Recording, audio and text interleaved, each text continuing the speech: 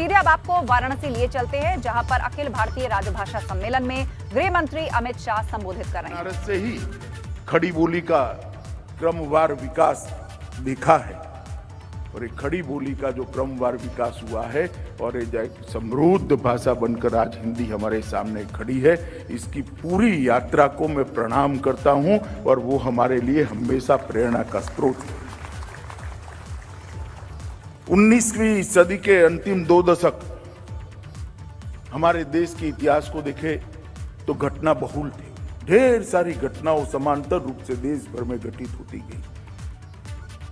1893 में आर्य समाज के अंदर एक आंदोलन चला। साकार और पश्चिमी शिक्षा के मुद्दे पर एक बहुत बड़ा मतभेद हुआ और उस वक्त शिक्षा का माध्यम क्या हो, शिक्षा की भाषा क्या हो, इस पर पहली बार चर्चा हुई, जिसको अधिकृत चर्चा कह रहे हैं। और 1868 में पहली बार यहाँ पर कुछ ब्राह्मण विद्वानों ने इस मुद्दे को उठाया था और मांग उठी थी कि शिक्षा की भाषा हिंदी होनी चाहिए। और इस मांग को तत्कालीन लेफ्टिनेंट गवर्नर ने मान भी लिया और नौकरों में जो अभिजात्य तरीके से उर्दू भाषा को प्राथमिकता दी जाती थी, उसको चुनौती मिलकर हिंदी राजभाषा बनने की दिशा में पहला कदम उसी वर्ष रखा गया। हिंदी भाषा का उन्नयन, उसका कोश और व्याकरण कैसा बने, इसकी शुरुआत भी 1893 में काशी नागरी प्रचारिणी सभा के स्थापना का कारण ही वो था कि हिंदी का शब्दकोश बने, इसका उन्नयन हो और उसके व्याकरण का कोई प्रारूप बने। हिंदी का पहला व्याकरण कामता प्रसाद गुरु ने इसी शहर में लिखा और उसको आगे बढ़ाया। हिंदी का पहला शब्दकोश हिंदी शब्द सागर यही बनारस के अंदर बना और उसको फिर अनेक विद्वज्जन समृद्ध करते गए। हिंदी भाषा और साहित्य का पहला संगठित इतिहास पंडित रामचंद्र शुक्ल ने इसी काशी के अंदर लिखा। हिंदी भाषा की पहली कहानियों में एक कहानी, कोई ऐसा रिकॉर्ड नहीं होता है मगर किंवदंती है, राजा भोज का सपना, और शिव प्रसाद सितारे हिंद ने यहीं पर लिखी। पहली हिंदी पत्रिका हरिश्चंद्र मैगजीन और हरिश्चंद्र चंद्रिका भी यहीं पर शुरू हुई। कविताओं की पहली पत्रिका कवि वचन सुधा, महिलाओं की पहली पत्रिका बाल बोधिनी भी यहीं शुरू हुई। और भारत के अंदर हिंदी थिएटर की पहली शुरुआत भी यही काशी के अंदर हुई, जहां से नाट्य कला आगे बढ़ी। मित्रों, भाषा तो बन गई, साहित्य रचा जाने लगा, मगर हिंदी की पढ़ाई कैसी हो, इसका पाठ्यक्रम कैसे हो, इस बात की चिंता भी पंडित मदन मोहन मालवीय ने यही हमारे हिंदू विश्वविद्यालय के अंदर लाला भगवान दीन और बाबू श्याम सुंदर दास के नेतृत्व में हिंदी का पहला पाठ्यक्रम बनाने का काम मालवीय जी के तत्वाधान में हुआ और उसको तुरंत ही देश भर के सभी विश्वविद्यालयों ने उसको स्वीकार किया और आगे बढ़ा। और तुलसीदास को कैसे भूल सकते हैं। योगी जी ने इसका बहुत अच्छे तरीके से उल्लेख किया है। मैं इतना ही कहना चाहता हूं मित्रों, तुलसीदास ने अवधि में रामचरितमानस न लिखा होता तो शायद रामायण आज लुप्त हो गया होता। मानव जीवन को उन्नत बनाने की यह कथा कोई भी नकारात्मक पहलू रखे बगैर आदर्श पति कैसा हो सकता है तो रामायण में ढूंढ सकते हैं, आदर्श पिता कैसा हो सकता है रामायण में ढूंढ सकते हैं, आदर्श भाई कैसा हो सकता है रामायण में ढूंढ सकते हैं, आदर्श पत्नी कैसी होती है रामायण में ढूंढ सकते हैं, आदर्श शासन कैसा हो सकता है तो आज भी कहते हैं रामराज होना चाहिए, और आदर्श शत्रु कैसा होना चाहिए वो भी रावण के स्वरूप में हम रामायण में ही ढूंढ सकते हैं। कि जो मरण सैया पर पड़ा है और प्रभु श्री राम भरत को भेजते हैं कि रावण विद्वत जन है, इसने सुशासन के बहुत सारे पाठ अमल में लाए हैं, जमीन पर उतारा है, सोने की लंका बनाई है। उससे तनिक जाकर ये विद्या लुप्त न हो जाए, जाकर सीख लो कि सुशासन कैसे हो।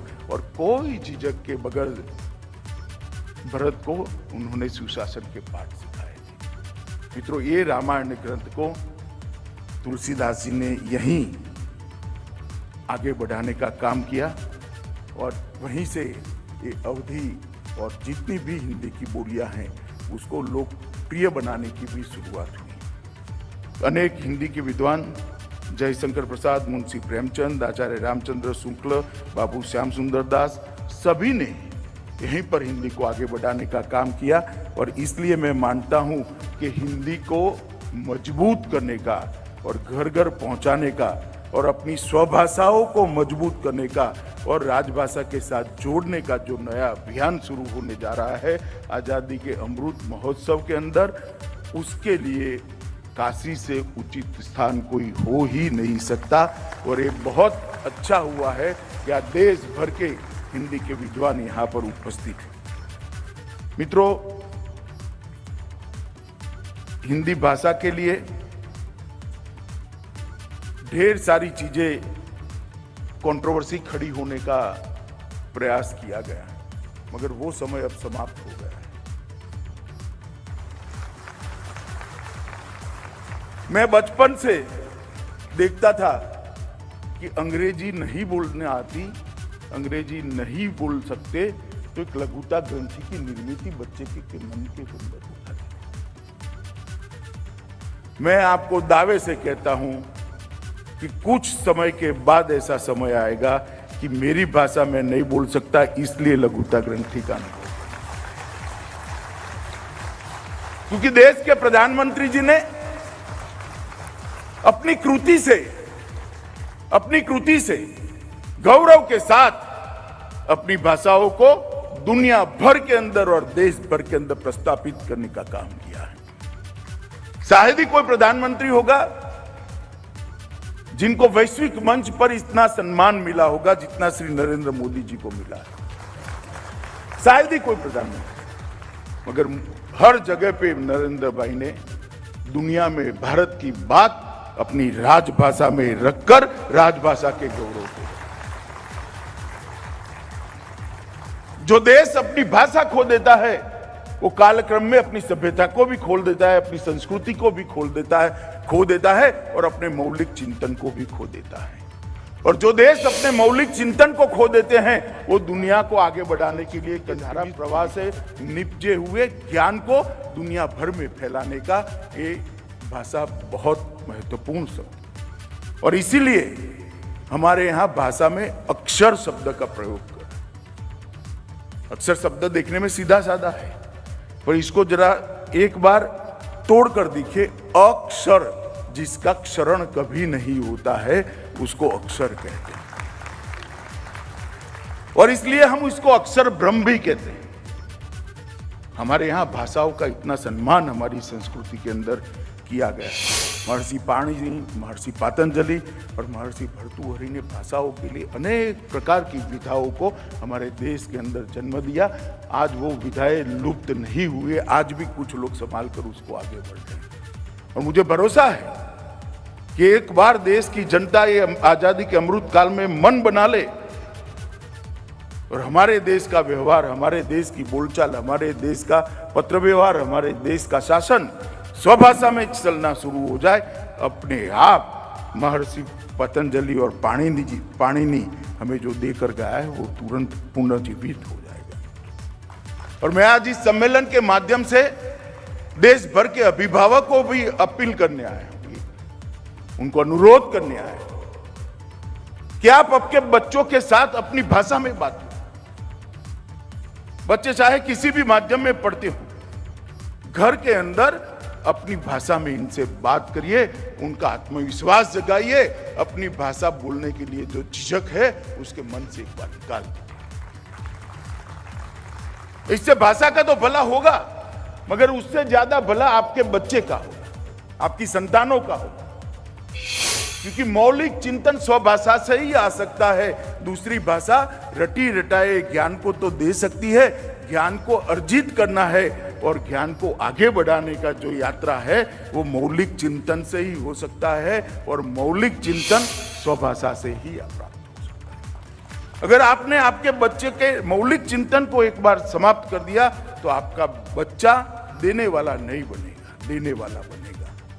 और हर माँ बाप ने ये लक्ष्य रखना चाहिए कि मेरा बेटा, मेरी बेटी, मेरी संतान दुनिया को देने वाले बने, दुनिया से लेने वाले। और इसलिए ये भाषा, हमारी स्वभाषा को मजबूत करना बहुत जरूरी है। मित्रों, दुनिया में लगभग 6000 भाषाएं बोली जाती हैं, मगर मैं मानता हूं कि भाषाओं के बारे में हमारे देश को ईश्वर की कृपा है, माँ सरस्वती की कृपा है। सबसे ज्यादा बोली जाने वाली और लिपिबद्ध भाषाएं अगर किसी एक देश में है तो वो भारत के अंदर है। और हजारों साल का हमारा इतिहास, हजारों साल की हमारे संस्कृति का धारा प्रवाह इसके अंदर समाहित, उसको आगे बढ़ाना है। भाषा जितनी सशक्त होगी, समृद्ध होगी, उतनी ही संस्कृति सभ्यता विस्तृत होगी और सशक्त होगी और उतनी ही चिरंजीव होगी। अगर हम हमारी संस्कृति को संभाल कर रखना चाहते हैं, इसको आगे ले जाना चाहते हैं, तो हमारी भाषाओं को हमें मजबूत करना पड़ेगा। अपनी भाषा से जुड़ाव, अपनी भाषा से लगाव और अपनी भाषा के उपयोग से मैं युवाओं को आह्वान करना चाहता हूं, कभी भी शर्म मत रखिए, ये गौरव का विषय है।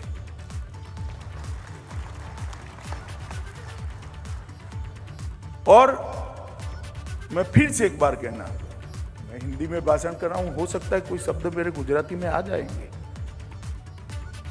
मगर हिंदी में मैं बात करता हूं, गुजराती में शब्द आ जाएंगे, मगर देश भर से अलग अलग प्रदेशों से आए सारे लोग उसको समझ जाएंगे, उसका मुझे पूरा भरोसा है, क्योंकि हमारी हर भाषा एक दूसरे के साथ जुड़ी हुई है।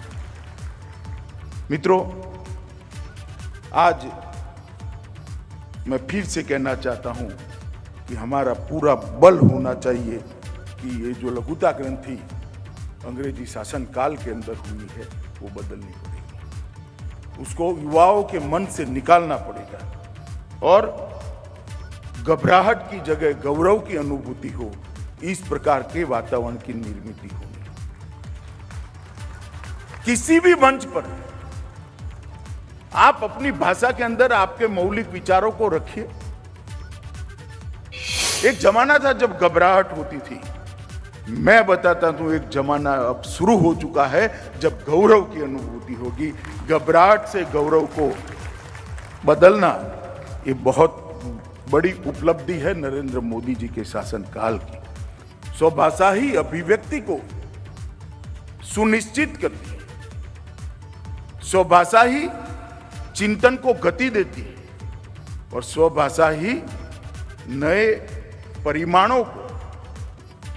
परिमाणों को और नए परिमाणों की दिशा में सोचने के लिए हमें उद्वेलित करती है। स्वभाषा व्यक्ति के विकास के लिए बहुत महत्वपूर्ण है। मित्रों, आत्मसम्मान अगर हमें खड़ा करना है तो हमें राजभाषा और स्वभाषा दोनों को मजबूत करना पड़ेगा। मित्रों, प्रधानमंत्री जी के नेतृत्व में जो नई शिक्षा नीति बनी है, इसका एक प्रमुख स्तंभ है कि भारतीय भाषाओं का संरक्षण और संवर्धन और राजभाषा का भी संरक्षण और संवर्धन। शिक्षा का मूल आधार सोचना है, शिक्षा का मूल आधार स्मरण है। लिखाई पढ़ाई होती रहती है, इसीलिए एक जमाने में हमारे यहाँ श्रुति और स्मृति को महत्व देते थे, मगर सोचना और स्मरण करना दोनों चीजें स्वभाषा में जितने अच्छे तरीके से होती है इतना कहीं पर भी नहीं होता है। और मैं आप सबको आग्रह करना चाहता हूं कि मोदी जी के नेतृत्व में जो नई शिक्षा नीति बनी है, इसका आप अध्ययन करिए। इसमें स्वभाषा पर, राजभाषा पर बहुत बल दिया गया है और मोदी जी के नेतृत्व में अनेक प्रकार के अभ्यासक्रम, इंजीनियरिंग का हो या मेडिकल का हो, इस सब के अनुवाद अलग अलग भाषाओं में, अभी तक तो 8 भाषाओं में तो शुरू हो चुके हैं, राजभाषा में भी शुरू हो चुका है। इसकी पढ़ाई लिखाई जब जिस दिन इस भाषाओं में शुरू होगी, मैं बताता हूं अनुसंधान में हमारा देश सबसे ऊपर होगा, क्योंकि अनुसंधान अपनी भाषा में ही सबसे अच्छा हो सकता है। हमारा देश पिछड़ गया, इसका मूल कारण यह है कि पढ़ाई लिखाई, अनुसंधान के विषय हमारी भाषाओं में नहीं। और मोदी जी ने ये जो परिवर्तन किया है,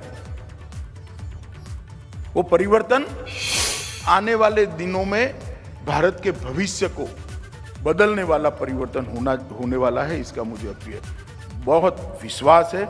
मैं आज सभी इस सभागार के अंदर, तुलसी सभागार के अंदर जो लोग बैठे हैं, सभी को अनुरोध करता हूं कि नया शिक्षा नीति का जो एक मुख्य बिंदु है अपनी भाषाओं को मजबूत करने का, उसको आप देश भर में इसके स्वागत का एक माहौल बनाइए, इसके स्वागत के लिए एक अनुकूल वातावरण की निर्मित कराइए।